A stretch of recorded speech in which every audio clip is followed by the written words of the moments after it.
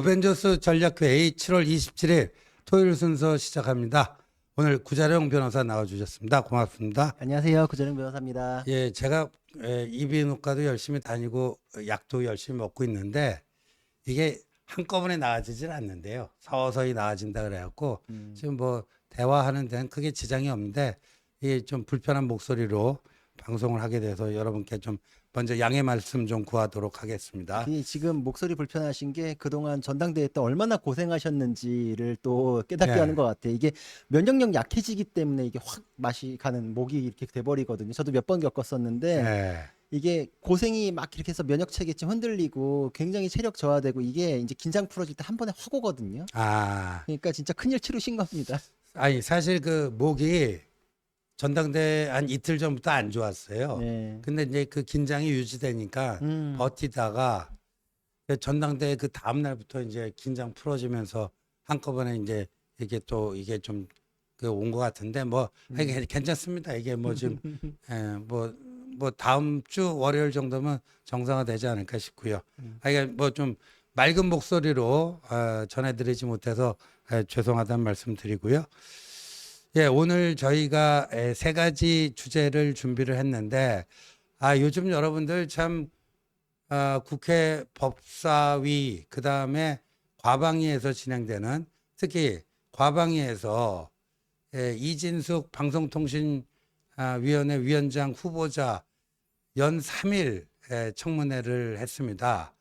이게 뭐 전례가 없는 일인데, 그 와중에 별하별 참 시정자표도 참 쓰기 어려운 거의 인격모독적인 표현들이 국회의원 입에서 막 터져 나오고 막 그렇습니다. 근데 이 모든 것들이 결국 이른바 자기들하고 코드가 맞는 MBC를 지키기 위한 이런 무리수를 구사하고 있는 걸로 보여지는데 네. 그럼 과연 MBC는 어떻게 될 것인지 과연 이제 정권 교체가 됐고 MBC를 정상화할 수 있는 것인지 우리가 한번 찬찬히 따져보도록 하겠습니다. 두 번째는요, 이 최상병 수사, 최상병 특검과 관련해 갖고요, 국면 전환이 좀 이루어지고 있는 것 같습니다. 뭐냐 하면요, 그 JTBC하고 오늘 이제 그 해병대 수사단장 박정훈의 변호사인 김규현 그렇죠. 변호사. 네. 근데 이 사람은 민주당 후보로 출마하려고도 했고요. 네. 그리고 오늘 장경태가 드디어 등장했어요. 나왔죠. 실명이 나왔죠. 예, 실명 장경태 의원. 이런 커넥션 속에서 이게 뭔가 조작을 하고 조작된 정보를 JTBC에 제공을 하고 JTBC를 통해서 그 방송으로 옮겨가지고 이 의혹을 사회적으로 확산시키기 위한 이른바 제보 공작, 그렇죠. 사기 탄핵 게이트가 아니냐. 뭐 이게 점점 이제 실상이 나타나고 있습니다. 매우 충격적입니다. 그 실상에 대해서 한번 좀 천천히 살펴보고요. 며칠 전에 그 수미 테리 그 미국의 아주 저명한 한반도 전문가, 우리 한국계 미국인이죠. 우리 국정원 요원이 섣불리 접근하다가 미국 정보당국에 포착이 돼가지고 국제적인 망신을 샀는데, 국군 이제 정보사죠. 네. 그 옛날 그 기무사, 네. 뭐 그 기무 정보사, 거기서도 이제 대북 그 요원, 공작 요원을 운영을 하고 있는데, 그게 어떻게 된 건지 다 털렸대요. 그렇죠. 수백 명의 명단이 지금 북한으로 넘어갔다. 이게 도대체 어떻게 된 일인지 그것도 한번 같이 살펴보도록 하겠습니다. 자, 여러분들 보시면서요, 좋아요 많이 눌러주시고 또 많은 응원 부탁드립니다. 자, 첫 번째. 일단 우리 구자룡 변호사님께 그거부터 좀 묻고 싶어요. 이진숙 후보자가 네. 뭐 무슨 발언을 하니까 네. 최민희가 마음에 안 들었던 거예요. 그렇죠. 그래갖고 뇌 구조에 문제가 있는 것 같다. 뇌 구조에 문제. 이것도요. 네. 한 번만 한 게 아니라 두 번을 했어요. 예. 26일. 그러니까 어제죠. 어제 청문회에서도 사내에서 일어난 일에 정치 보복이라는 단어를 쓰는 것을 보니 후보자 이진수 후보자의 뇌 구조에 문제가 있는 것이다. 이런 얘기를 했고요. 네. 그래서 이진숙 후보자가 발끈하면서 사과 요청드린다. 그랬더니 뇌 구조가 이상하다고 생각하는 것은 사과할 일이 아니다.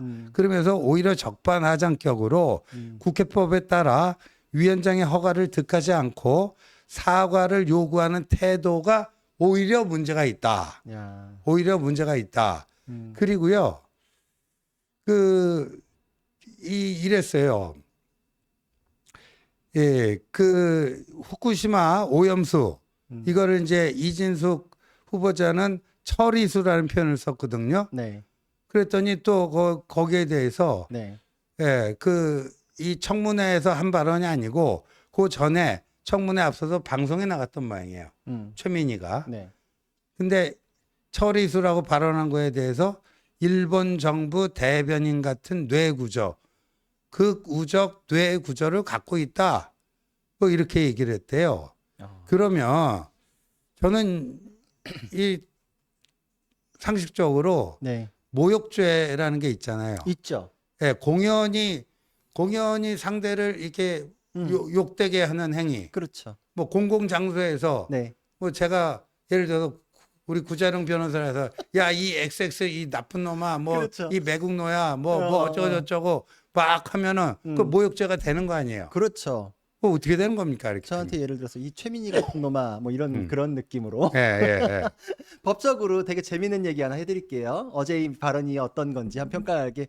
코로나 때 확진자라는 말 있었잖아요. 코로나 확진자. 아, 확진자. 근데 이제 그때 격리가 되면서 살이 찐 사람들이 되게 많았어요. 네. 그래서 그 말을 빗대 가지고 확진자. 아 기억납니다. 그런 표현들이 유행어처럼 돌았었거든요. 예, 예. 근데 직장에서 어떤 사람이 여자 동료한테 확진자가 여기 있네라고 했어요. 그 이게 외모 비하 모욕이다라고 어. 해서 고소를 했고 실제로 벌금 100만 원 나왔거든요. 아 모욕죄로. 모욕죄가 됐어요. 아하. 그러니까 확진자가 약간 농담 비슷하게 쓰는 말인데도 상황에 따라서 그런데 뇌구조가 더 불쾌하고 네. 인격 모욕적인 거가 상식적으로도 평가가 되지 않나요? 근데 아, 뇌구조에 대해서 발언을 저렇게 공개된 곳에서 했대는 것도 네. 저 사람의 수준이 굉장히 의심스러운데 그걸 제대로 짚어서 사과를 요청드립니다라고 했을 때 그게 뭐가 문제냐?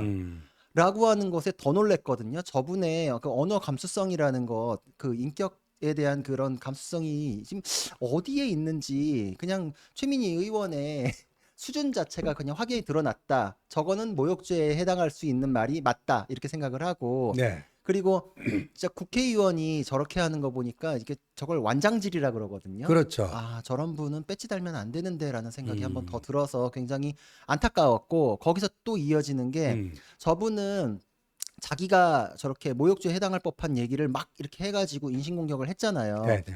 그래 놓고 그 사과도 받아들이지 않는데 자기 마음에 들지 않으면 상대방한테 또 사과하라고 또 엄청 쪼아요. 그러더라고요. 그죠? 뭐 피켓을 어떻게 들었네. 뭐 아니 자료 2개 들었다고 그걸 피켓 시위라고 몰아붙이는 것도 놀라운데 그렇죠. 그런 것들에 의해서 자기 권위에 도전한다 이런 식으로 몰아붙여서 사과하라 그러는데 헌법재판소에서도 뭐 네. 어떤 잘못이 있을 때 옛날에 사죄 광고라는 게 있었어요. 사죄 광고. 예, 저희 회사가 뭐 이러이러한 잘못을 했습니다. 죄송합니다. 이런 아. 걸 광고하는 게 있었는데 그걸 강제하는 건 양심의 자유를 침해하기 때문에 사과를 하고 싶거나 말고 싶거나는 본인이 선택하는 거니까 그거를 법적으로 강제하거나 이래서는 안 된다. 네. 위헌이다라고 해서 그 이후로 사죄 광고가 우리 일상생활에서 없어졌거든요. 아 그렇군요. 근데 예. 저 완장질에서는 남아 있어요. 그래서 정청래 의원이나 이런 사람들 사과하세요 이러더니 내쫓고 그래. 아니면 사과할 때까지 막 진행 안 해버리고 사실상에 엄청난 압력을 가하고 있거든요.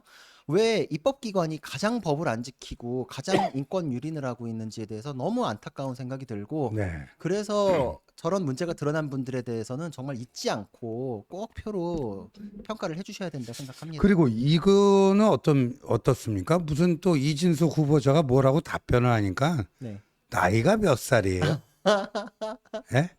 그 나이가 몇 살이에요? 그랬더니 이진숙 후보자가 아주 재치 있게 개인정보라서 말씀드리지 못하겠습니다. 이랬잖아요. 예.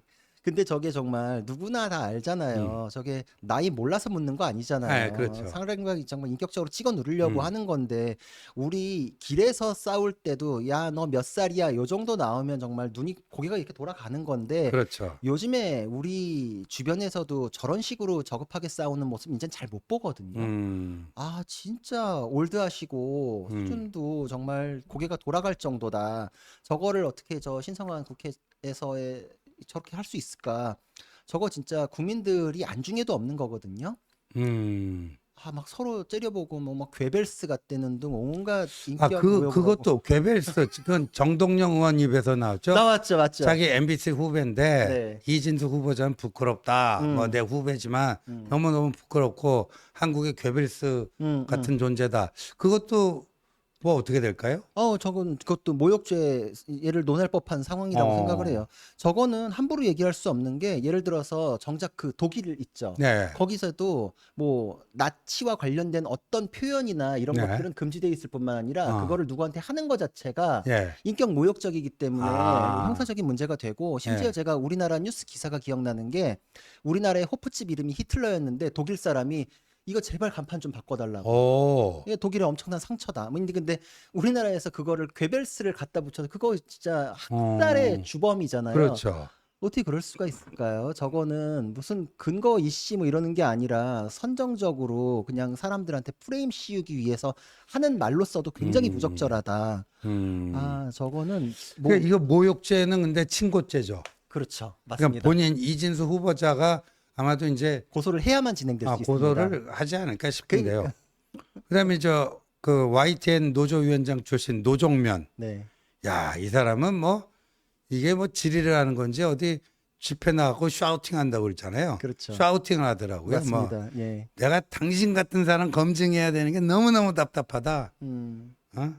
이 정도 드러났으면 좀 반성 좀 해라 하고. 아, 근데 저는 항상 그런 거 봐요. 아, 정말 지리가 충실하게 돼 있는 사람은 조근조근 얘기해도 사람들 마음에 팍팍 꽂히거든요. 그렇죠. 정말 제대로 딱 뼈 때리는 말 하면 상대방이 쥐구멍에 숨고 싶은 게 그게 말이잖아요. 의사표시라는 거는 내용이 그 사상이 중요한 거지 그렇죠. 목소리 세게 한다고 그게 잘하는 게 아니고 아니죠. 그게 주목을 못 받으니까 거기에 막 욕설 섞고 모욕적인 발언 섞고 뭐 그래가지고 한 카트는 받으셨는데 절대로 정치인들은 네거티브하게 그 화제가 되면 안 되거든요. 저렇게 지금 뭐 조회수 좀 올라가고 지지층에서야 정말 강성 지지층에서야 그거 가지고 뭐 잘한다 할 테지만 그냥 제2의 정청래, 제2의 최민희 그 길을 예. 따라가는 거거든요. 예. 나중에 정말 두고두고 흑역사로 기록되고 상식을 가진 많은 분들한테는 아, 국회의원이 저렇게밖에 못했나 저 사람에 대해서 평가를 할 거고 저는 그 세비가 1억 5천 정도 되는데 이런저런 부대 지원까지 따지면 1년에 국회의원이 한 2억 3천 정도 받는다 그런 네. 개념이다 이렇게 얘기가 나오더라고요. 우리 세금이 저렇게 헛되이 쓰이는구나. 되게 마음이 좀 억장이 좀 무너지는 기분이 그렇죠. 있었습니다. 그나저나 이런 그 참 저질 막장극을 펼치는 이유가 MBC를 다 지금의 그 노영 방송 네. 좌파 방송으로 온전시키기 위한 그 몸부림 아니겠습니까? 근데 또 저 헌법과 법률에도 없는 방통위원장 직무대행까지 아, 그죠. 또 탄핵 소추하겠다 해서 이상인 그 직무대행이 26일 네. 자진 사퇴를 했습니다. 대통령이 사의를 수용을 했고요. 음. 그래서 사상 초유로 방통위원 빵명 시대가 됐어요. 그러니까 방통위원회가 보통 이제 저것도 이제 장관급 한 정부 부처인데 그렇죠. 이제 그 장관은 이제 독임제, 장관이 혼자서 이제 책임을 지는 독임제인데 이거는 이제 그게 아니고 위원회다 보니까 합의제로 운영이 되는 겁니다. 위원장이 이제 장관급 장관 대우를 받는 것이고요. 근데 이제 이게 왜 중요하냐면은 이 방통위원이 MBC의 대주주가 방송문화진흥회라고 하는 줄여서 방문진이라고 하는 곳 아닙니까? 네. 근데 저 방통위에서 방문진 이사 9명인데요. 네. 이거를 다 그 방통위원회에서 처리를 합니다. 여당 추천 6명, 야당 추천 3명. 네. 그러니까 3분의 2 대 3분의 1. 네. 그러니까 이제 문재인 때 문재인 정권 때 저쪽이 6명이고 우리 쪽이 3명이었잖아요. 네. 그러니까 일방적으로 밀린 거고. 근데 박문진 이사가 임기가 있잖아요. 네. 임기가 3년인데 네. 그 3년 임기가 4달 8월 12일에 끝나요.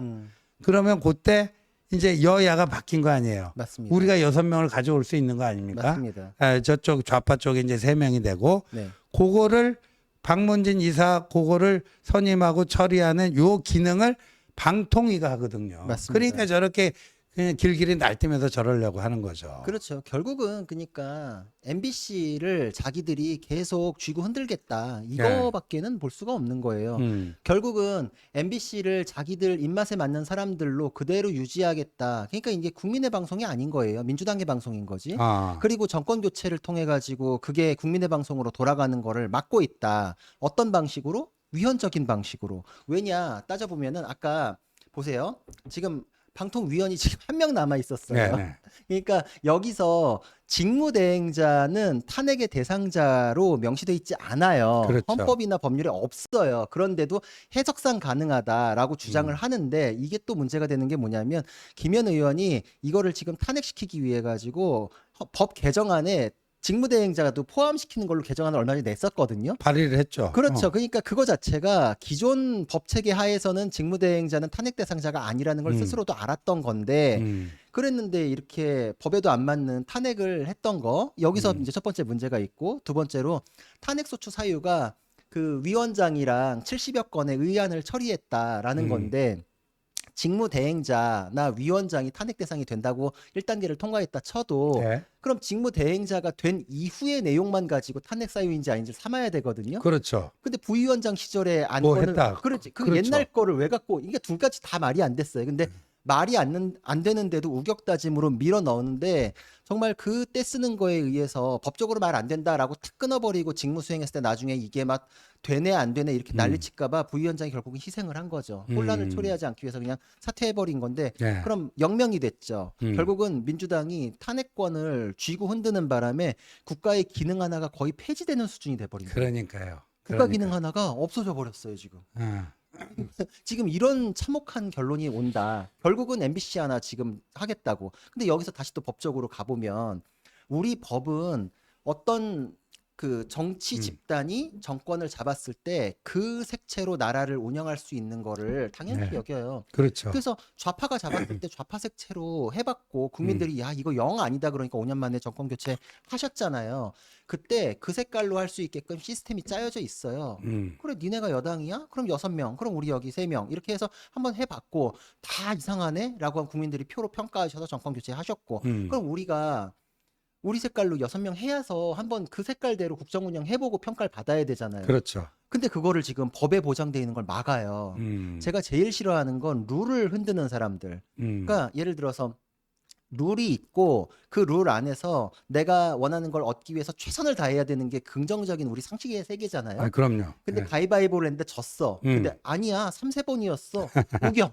그래서 3번 자기 이길 때까지 하겠다는 거예요 그게. 그래가지고 지금 아니 그 좋은 방통법 개정안들이 있었으면 문재인 정부 때 정권이랑 국회랑 다 갖고 있었는데 그때 안 했잖아요. 안 했죠. 그러니까 자기 입맛대로 할 수 있으니까 그때는 그냥 그대로 이제 하다가 이제 와가지고 정권 뺏기고 나니까 그래도 안 뺏긴 셈 칠려면은 법 개정해가지고 이렇게 가자. 그러니까 지금 결국은 탄핵도 자기들 입맛에 맞춰가지고 법하고 맞지 않게 그냥 해버리고 네. 나 원하는 결론을 내기 위해서는 법을 바꾸면 되네. 그럼 법을 바꿔버리고 이 룰을 바꾼다는 거는 근본이 없는 거예요 결국은 나라의 근본을 무너뜨리는 거기 때문에 이거는 우리가 지금 MBC 하나 때문에 그런다라는 거 이상의 의미가 있어. 이 사람들은 원하는 것을 위해서 기준도 바꾸고 법도 바꾸고 나라의 근간도 무너뜨릴 수 있다. 네. 이거 잊으면 안 됩니다. 그래서요. 이게 결국 이제 앞으로 그러면 어떻게 될 것인가? 예, 보통 이제 인사청문회를요. 장관급은 하루 하잖아요. 네. 이틀 하는 분들이 대법원장, 국무총리 네. 이런 분들이 이틀을 해요. 네. 근데 이제 방통위원장 장관급인데 3일을 한 거 아닙니까? 네. 그러니까 뭐라도 나와라. 그래서 29일 네. 이제 월요일에 네. 그 과방위 전체 회의를 열고 인사청문 경과 보고서 채택할지 여부를 결정하는데 야당이 하겠어요? 당연히 안 하죠. 안 하죠. 그러면 이제 대통령이 한 하루 이틀 기다렸다가 청문 보고서를 재송부해달라 요청을 해요. 네. 그 일정 시간이 지나면은 그냥 이진숙 후보자를 임명하면 되는 거예요. 맞습니다. 그래서 8월 첫째 주에는 임명이 가능할 것 같아요. 네, 네. 그 아까 MBC 그 박문진 네. 3년 임기 박문진 이사들 3년 임기가 8월 12일에 끝나잖아요. 네. 그러니까 12일 전까지 박문진 이사를 임명하면 되는 거예요. 그리고 이진숙 위원장을 임명하면서 그 자진 사퇴한 그 직무대행 있잖아요. 네, 네. 그 자리는 임명하는 거죠. 그 저 청문회가 국회 청문회가 인사청문회가 필요가 없어요. 예, 예. 대통령이 바로 임명만 하면 돼요. 맞습니다. 그러니까 두 명을 네. 동시에 임명할 수도 있어요. 네, 네. 그러면 두 명이 이제까지 작업해 놓은 거 있잖아요. 네. 딱딱딱 해갖고 박문진 이사 9명은 그냥 결정해 버리고 방방문 3번 땅땅땅 치면 되는 거예요. 맞습니다. 예. 아, 정말 근데 이거를 계산해 가면서 수싸움이라고 방송에 나오는 것 자체가 굉장히 참담하죠. 그렇죠. 정말 옛날에는 입에 올리는 것도 상식을 의심받던 탄핵이라는 거를 무슨 뭐 카드처럼 그냥 수시로 내는 게 이게 지금 국민이 안중에도 없는 거예요. 국가 기능 하나가 이렇게 멈춰도 아무런 눈 하나 깜짝 안 하는 거. 난 MBC만 내 걸로 만들면 돼. 이런 거거든요. 국민들께서 이게 누가 우리 국민을 위해서 일을 하는지를 이걸 통해서도 보셨으면 좋겠고, 이렇게 해가지고서까지 지키려고 하는 MBC의 의미라는 거는 기존에 여태까지 문제됐던 MBC의 보도가 왜 그런 보도가 나왔는지를 한 번 더 떠올리게 하는 거죠. 아, 이게 언론의 기능이 중립적으로 제대로 정보 전달하고 사실관계 파헤치고 이런 식이었으면 민주당이 저렇게까지 무리수를 둬가면서 지키려고 안 하죠. 그러니까 결국은 민주당의 MBC다. 지금 민주당의 MBC라는 거를 민주당이 스스로 인정해주고 있는 셈입니다. 그렇죠. 그래서 이렇게 되는데, 자, 이거 보자고요. 그 문재인 정부 때는요, 이게 이랬습니다. 저 민주당 정권이요, 박근혜 정부 때는요, 이 KBS, MBC, EBS 문제에 대해서 어떤 입장이었냐면 자기들이 야당이었잖아요. 네. 근데 이제 그 지금 박문진 이사도 그렇고 KBS 이사도 그렇고 3분의 2는 여권 몫이고 네. 3분의 1이 이제 야당 몫 아니에요. 네. 그러니까 그거를 바꾸기는 힘들고 그러니까 어떤 그 개정안을 내놨냐면은 절대 다수제. 그러니까 3분의 2보다도 조금 높은 그러니까 한 70% 정도를 저기 그 충족을 해야지만 사장으로 선임할 수 있게끔. 예, 그러니까 요 3분의 2만 가지고 사장 선임이 어렵게. 예, 예. 그러니까 3분의 1을 조금 상회하는 네. 뭐 70% 요런 정도를 네. 해야지. 그러니까 이 야당 의원, 야당목 이사로부터 최소한 한 명 정도의 동의는 구해야지 네. 사장 임명이 가능하게끔 절대 다수 이런 표현을 써가지고 그거를 한 거예요. 네, 네. 근데 이제 안타깝게도 박근혜 네. 대통령 탄핵 때문에 조기 대선해갖고 딱 돼버렸잖아요. 그렇죠. 입 딱 씻고요. 그걸 없었던 일로 만들고요. 뭘 했냐면은 문재인 정부 출범 8개월 만에 네. KBS, MBC 사장 다 갈아치웠는데 얼마나 갈아치우는 과정이 폭력적이었냐 하면요. 네. 그때 KBS는 전체 이사가 11명인데 네. 그때 6명이 그 전에 네네. 그 여권 추천 인사였어요. 그렇죠. 박근혜 정부 때. 그렇죠. 그러니까 막 그 강규영 그 명지대 교수는 네. 아니 그 김밥 네. 그 김밥 4,000원짜리 한 줄 그거 그 버거 잘못 사용하고 부당 사용해갖고 뭐 KBS 이사 2년 동안 부당 사용해갖고 총 나온 돈이 11만 원인가 그러잖아요. 네, 네, 네. 뭐 명지대 가갖고 그 수업하는데 앞에 그 KBS 그 좌파 노조원들이 가갖고 막 음. 뭐하고 집에까지 찾아가고 그래요. 막 그랬잖아요. 저 듣기에도 뭐 교회까지 쫓아가가지고 교회까지 앞에서 막 쫓아가고. 뭐 시위하고, 그러니까 정말 이사들을 사표를 안 낼 수가 없게끔 네. 그렇게 했대는데 그게 스토킹이거든요. 그렇죠. 원치 않는데 그렇게 쫓아다니면서 압박 넣고 그렇게 해가지고 결국은 자기들 원하는 대로 바꿔버렸잖아요. 그러니까 저는 그렇죠. 룰 바꾸는 사람들 정말 제일 싫어요. 법조인으로서는 정말 그게 제일 어. 싫은데, 아니 자기들 막 이렇게 소수일 때는 그 가중치 올려서 아까 말씀하신 대로 네. 사장 못 바꾸게 막 이렇게 해버리려고 그러다가 또 정권 뺏어오면은 또 그냥 언제 그랬냐는 듯이 오고, 또 빨리 이사진 교체되게 하려고 이사진 압박 넣어가지고 시위해서 내보내고. 이게 지금 법이 있는 나라에서 이런 일이 벌어질 수가 있었을까? 사실 어느 정도는 법이 제대로 기능을 못하는 굉장히 폭력적인 시절을 좀 겪었다는 생각을 하고 있어요. 제가 문재인 정부 때 굉장히 원칙이 무너졌구나라는 걸 느꼈던 것 중에 하나가 그런 것이기도 했습니다. 네, 맞습니다. 그런데 이제 또 정권을 뺏기니까 그렇죠. 이렇게 해놓고 정권을 뺏기니까 어. 무슨 언론 단체, 좌파 단체, 그러니까 KBS, MBC 이사진 수를 한 20명으로 늘려놓고 어. 상당수를 그 언론 단체, 뭐 좌파 시민 단체가 추천할 수 있게끔 지금 이제 방송사법이라는 게 그거거든요. 좀 그렇게 또 바꾸려고 하고. 그러니까 그렇게 좋으면 나중에 뭐 한 몇십 년 뒤에라도 정권 가져가면 그때 하시면 돼요, 민주당이. 그래서 뭐 이런 우여곡절은 있지만 MBC 방문진 이사진 구성 바꾸는 거는 뭐 할수 있죠. 예정대로 네네. 예정대로 이루어지지 않을까. 그래서 MBC 사장이 바뀌면 또 그 내에서 엄청난 또 뭐 그 마찰이 있겠죠. 마찰이 있겠지만 우리 한 번은 거쳐야 될 과정이지 않을까 생각이 됩니다. 맞습니다. 이런 거에 흔들리지 않고서 흔들림 없이 결론을 딱딱딱 내가면서 가는 게 그게 원칙을 지키는 거거든요. 네. 절대로 꼼수에 흔들리면 안 돼요. 우리는 국가의 질서를 지키겠다는 그런 보수의 신념을 갖고 있는 거잖아요. 그렇죠. 절대로 질서를 흔들려는 자들에게 굴복해서는 안 됩니다.